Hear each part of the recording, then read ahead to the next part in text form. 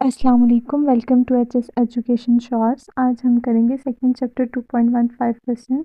इससे पहले आपने चैनल को सब्सक्राइब नहीं किया तो सब्सक्राइब कर दें ताकि मैं इस तरह की मज़ीद वीडियोस आपके लिए ला सकूं। क्वेश्चन है, express weighted arithmetic mean in brief, give the method of its computation, discuss its use in statistics.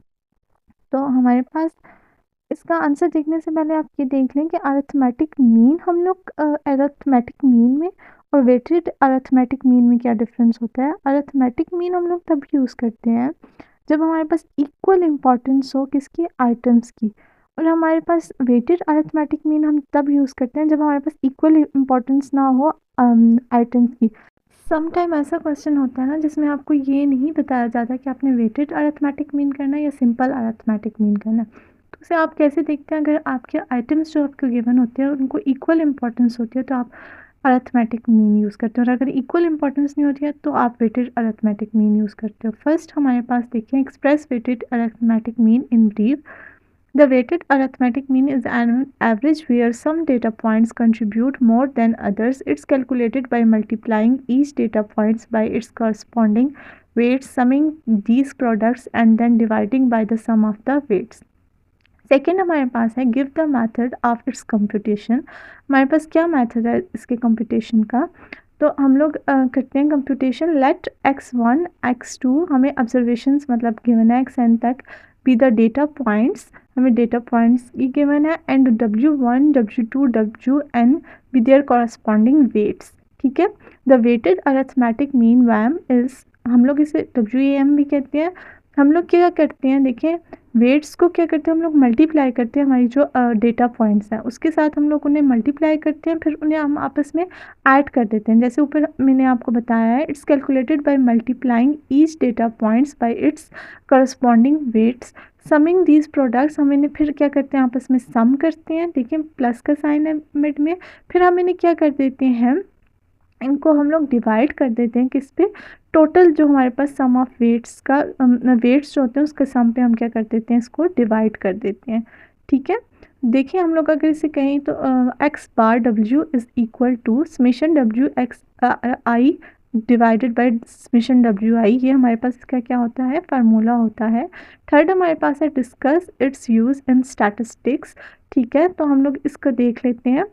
In statistics, the weighted arithmetic mean is used when data points have varying level of importance or reliability, जैसे different levels of importance हो या कोई reliability हो, like surveys index number and portfolio management वगैरह। Surveys वगैरह में होगी, prices वगैरह में अगर कुछ डिफरेंस वगैरह होता है तो उसमें हम लोग क्या यूज़ करते हैं, वेटेड अरिथमेटिक मीन यूज़ करते हैं।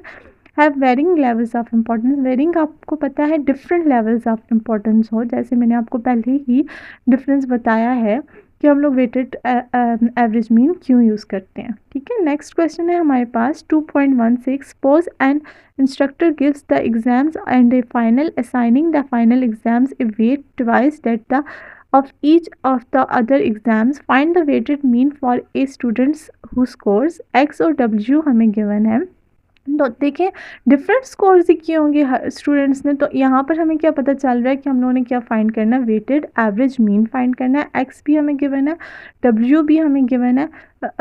ठीक है, तो हम लोग एक्स हमारी जो ऑब्जर्वेशन है और डब्ल्यू हमें वेट्स जो गिवन है, अकॉर्डिंग टू द फार्मूला देखिए हम लोगों ने सबसे पहले क्या करना है, डब्ल्यू एक्स करना है। डब्ल्यू को हम लोगों ने वेट्स को ऑब्जर्वेशन के साथ क्या करना है, पॉइंट्स के साथ हमने मल्टीप्लाई करना है, स्कोर्स के साथ जो है उसे मल्टीप्लाई करना है।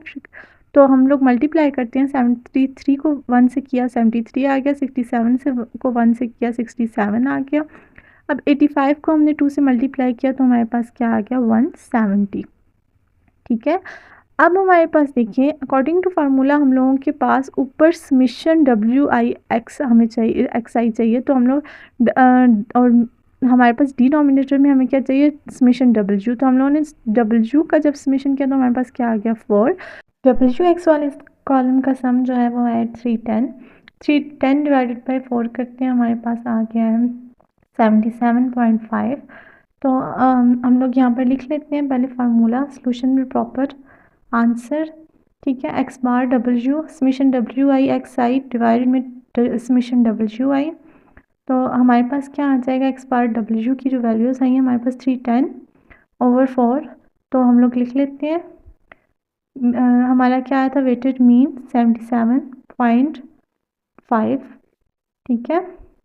तो नेक्स्ट क्वेश्चन हम लोग कर लेते हैं। नेक्स्ट क्वेश्चन है हमारे पास 2.17, explain the relationship among mean, median and mode for symmetrical and skewed distribution.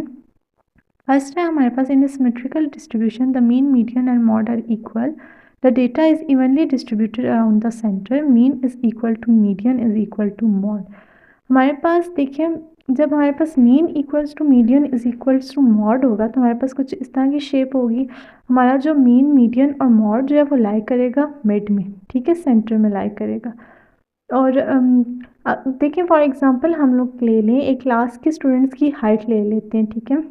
कुछ स्टूडेंट्स की हाइट जो है वो 60 to 70 के दरमियान है और मोस्ट ऑफ द स्टूडेंट्स की लाई करती है 55 के दरमियान, तो वो मिड में आ जाएगी। Mean is equal to median is equal to हमारे पास क्या हो जाएगा, मॉड हो जाएगा।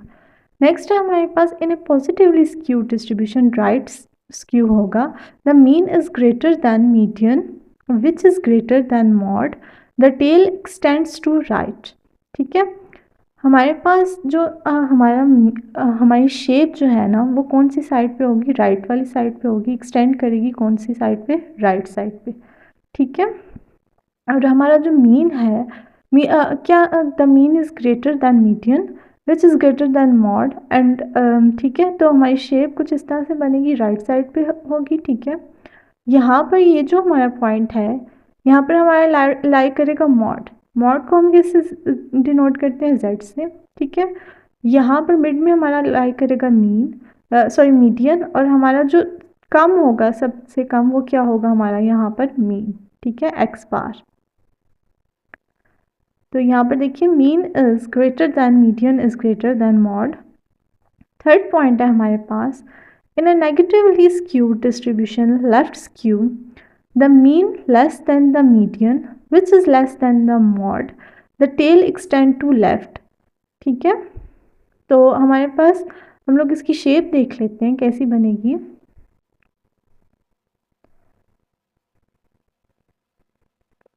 इसकी शेप हमारी जो है ना वो कौन सी साइड पे एक्सटेंड करेगी, लेफ्ट साइड पे एक्सटेंड करेगी। ये देखिए लेफ्ट साइड पे एक्सटेंड करेगी।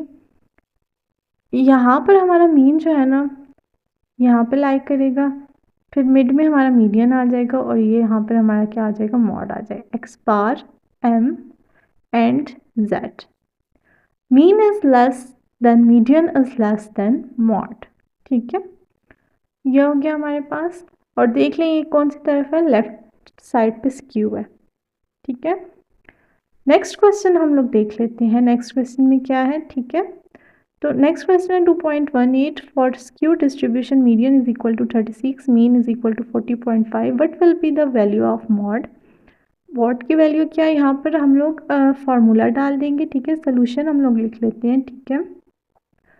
तो हम लोग लिख लेते हैं मॉड हमारे पास किसके इक्वल होता है, मॉड इज इक्वल टू हम लोग लिख लेते हैं 3 मीडियन माइनस 2 मीन। अब हम लोग मीडियन की वैल्यू भी पुट कर देंगे और मॉड मीन की वैल्यू भी पुट करेंगे, हमारे पास क्या आ जाएगा, मॉड आ जाएगा। 36 मीडियन की वैल्यू थी और मॉड की मीन की वैल्यू हमारे पास 40.5। 36 को हम लोग मल्टीप्लाई करेंगे 3 के साथ 108। 40.5 को हम लोग मल्टीप्लाई करेंगे 2 के साथ, ठीक है, 40.5। तो हमारे पास आ गया 81। 108 माइनस 81 करें तो हमारे पास क्या आएगा, 27। 27 इसका आंसर है। आई होप आप लोगों को समझ आ गई होगी। चैनल को सब्सक्राइब ज़रूर कीजिएगा। Thank you.